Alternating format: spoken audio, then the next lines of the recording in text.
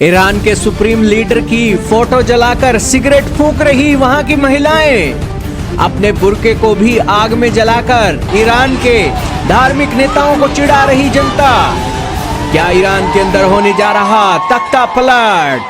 जी हाँ दोस्तों, एक तरफ से देखा जाए तो वेस्टर्न कंट्रीज की मोनोपोली दुनिया के हर देशों में है, क्योंकि उनके बनाए हुए सॉफ्टवेयर, स्मार्टफोन, लैपटॉप के साथ साथ जितने भी टेक्नोलॉजी है आज वेस्टर्न कंट्रीज से आ रही है और ये वेस्टर्न कंट्रीज की आज दुनिया गुलाम हो चुकी है। यही कारण है कि वेस्टर्न कंट्रीज के लीडर आज डोमिनेट कर रहे हैं, चाहे ईरान हो, चाहे वेनेजुएला हो, चाहे भारत हो। आज किसी भारत के या फिर दुनिया के लीडर की हिम्मत नहीं है कि वो वेस्टर्न कंट्रीज को चैलेंज कर सके, क्योंकि सबसे पहले इन्होंने अपनी टेक्नोलॉजी के चलते दुनिया के लोगों को अपनी फैसिलिटी दी और अब उन्हें अपना नौकर बनाने की तैयारी वो कर रही हैं। हाल ही में ईरान के अंदर जो विरोध प्रदर्शन देखे गए वो साफ साफ तरीके से ईरान में आने वाले बदलाव का संकेत दे रही हैं। दोस्तों, ये विरोध प्रदर्शन रुक नहीं रहे हैं, जो ईरान की सरकार के लिए एक बड़ी चिंता की बात है। दोस्तों, दुनिया के अंदर कोई भी सरकार हो उसके लिए विरोध प्रदर्शन हमेशा से ही चिंता का सबब बनते हैं, लेकिन भारत ईरान से क्या सीख सकता है? आज भारत के अन्य से अजीत डोवाल ने भी अपनी एक हिस्ट्री को लेकर बातें बोली हैं।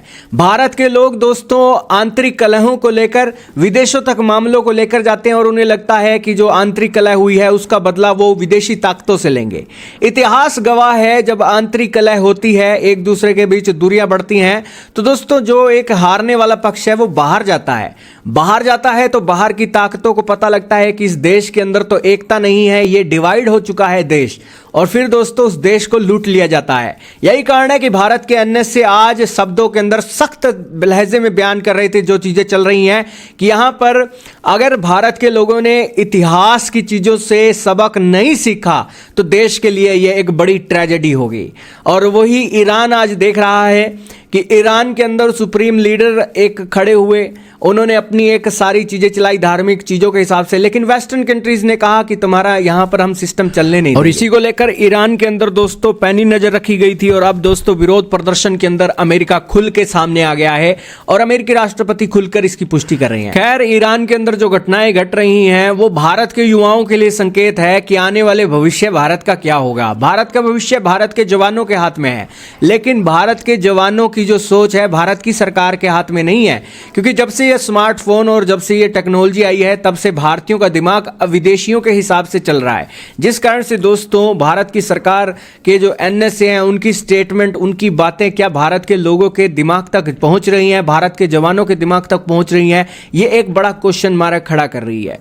कि लेकिन दोस्तों अमेरिका का जो इंटरफेरेंस है दोस्तों ये आज साफ दिख रहा है ईरान के अंदर, वेनेजुएला के अंदर। कौन जानता है अमेरिका का इन्फ्लुएंस ये इस तरीके की घटनाएं कोई तरेड़ ढूंढते ढूंढते भारत के अंदर ना घुस जाएं और चीजें की कहां थी कहां ना पहुंच जाए। तो इसलिए दोस्तों भारत के अन्य से 81 साल की उम्र में भी आज देश को जागृत करने का प्रयास कर रहे हैं कि देखिए अपने इतिहास को देखिए, ये अंग्रेज ही आए थे जो गुलाम करके गए थे और आपको लूट कर ले गए थे, और आज अपनी उस मानसिकता को बदलो और अपने देश का विकास अपने हाथों से करो। अगर अंग्रेजों के हिसाब से अपना एक मुकाबला और इसी के साथ बंटवारा करवाओगे तो दोस्तों अंग्रेज भी उसका हिस्सा लेकर जाएंगे और आपका भी नुकसान होगा और देश का भी नुकसान होगा, और इसको लेकर आज जागृति होनी चाहिए। खैर दोस्तों, भारत बहुत विशाल है और आज के समय में ये जो घटनाएं घट रही हैं सारे दुनिया के लिए चिंता का सबब है। आपका क्या मानना है कमेंट सेक्शन में बताइएगा। लेकिन अमेरिकी डिपेंडेंसी दुनिया के देशों के अंदर बढ़ गई, जिस कारण से बैलेंस बिगड़ गया, और यही कारण है कि बिगड़ा हुआ बैलेंस आज एक बड़े परिवर्तन की ओर संकेत दे रहा है, और उस परिवर्तन को दोस्तों कौन सही करेगा ये अब आने वाला वक्त बताएगा। आपका क्या मानना है कमेंट में बताइएगा।